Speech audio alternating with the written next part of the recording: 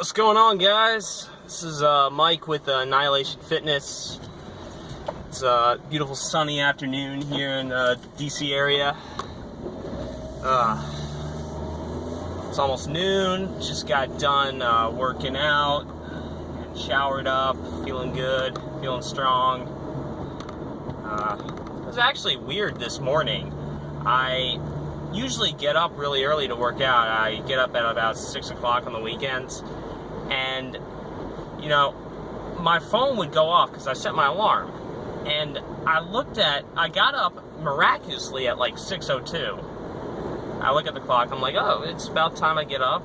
But then I realize, shouldn't my alarm go off? I mean, that's usually how it is. Turned out, actually, I looked over at my phone, it was dead. Turned out my phone wasn't even charged last night. I didn't charge my phone. Really? So, I can't even turn the bitch on. So what happens is, I'm just like, okay, so I'm up miraculously. Thank God my body has its own alarm clock.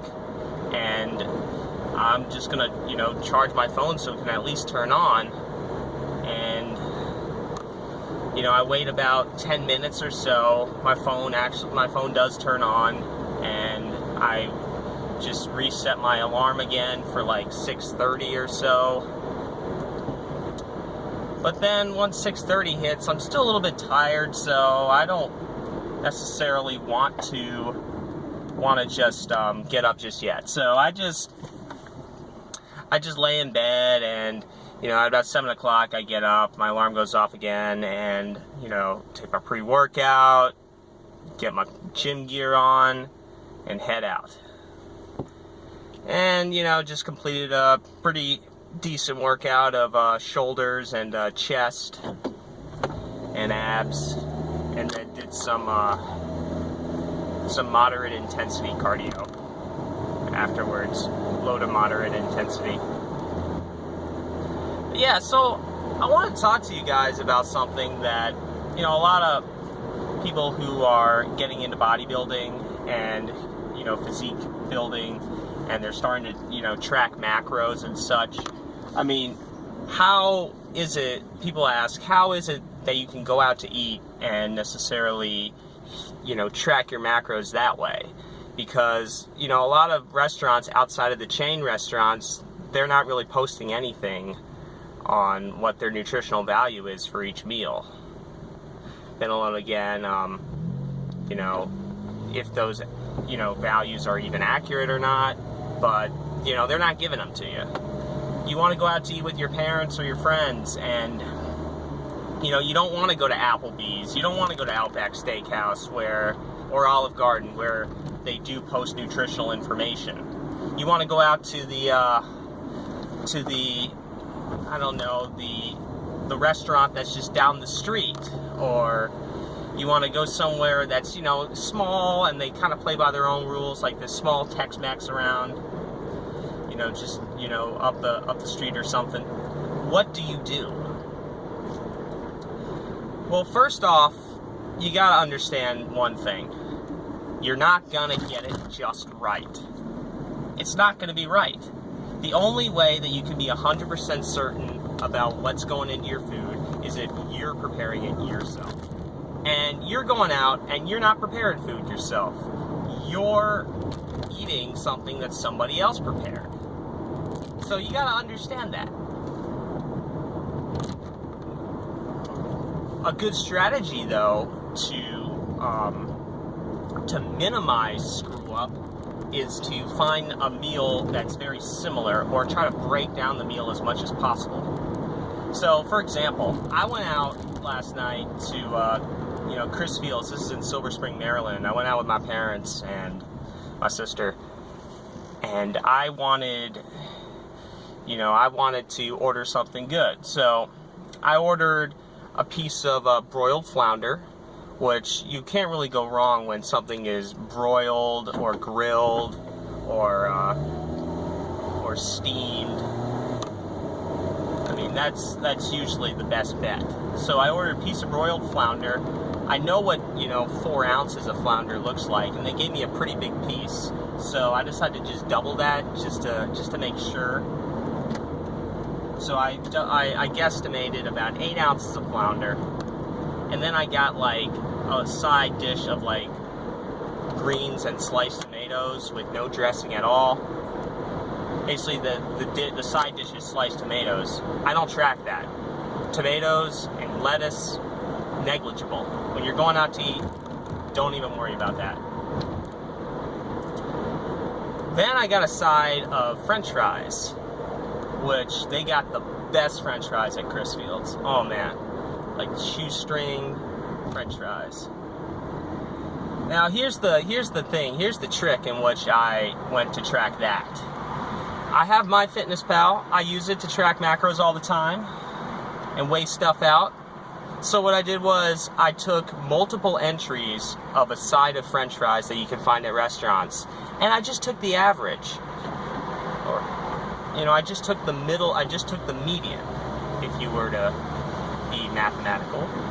I took the the middle number of calories that you'd get on a side of French fries, and I kind of went on the higher end because, I'm out to eat. I don't necessarily know what's going on in the kitchen. So I took the higher end, and I just used those macros. I was just like, okay, so this is probably 23 grams of fat, 5 grams of protein, maybe 50 grams carbs. Move on. Don't even stress about it. And because here's the thing. You're not eating out all the time when you're very diligent about weighing your food and tracking your macros. You're pretty much making stuff yourself. So you got to understand that one night out being, guesstimating macros, it's not that big of a deal. And if you're not competing at a show or a physique competition, I mean, even then, one meal in itself isn't going to set you back that far. But again, it's all about just having an idea of what's going into your body. That's all. You're still going to make progress. I mean, now a lot of people can just say, hey, you know what, fuck it. Why not just enjoy the meal? That's fine too. But, if you're kind of serious about things and you kind of become a little stringent, I myself am a little stringent when it comes to tracking food because, I have kind of clear-cut physique goals. But at the same time, though, you can't just always restrict your food to just like, a plain chicken breast and broccoli all the time. You wanna spice things up. You want to be able to have, be flexible, eat, fit different foods into your diet that, aren't conventional, like a piece of pizza or a burger and fries or, other stuff. And that's fine. As long as you have a good idea of what's going in, you'll be all right. Now, probably the safest things, again, to order, drawing back, ordering something broiled, grilled, that's the best bet. That way you might not screw up too much. Knowing what 3 ounces, kind of eyeballing that looks like. Knowing what 3 ounces of chicken breast looks like, and then seeing, a piece of chicken breast in a restaurant and knowing, hey, that looks like 3 ounces, or hey, that might be 3 ounces, but I might just give it a couple extra ounces. Okay.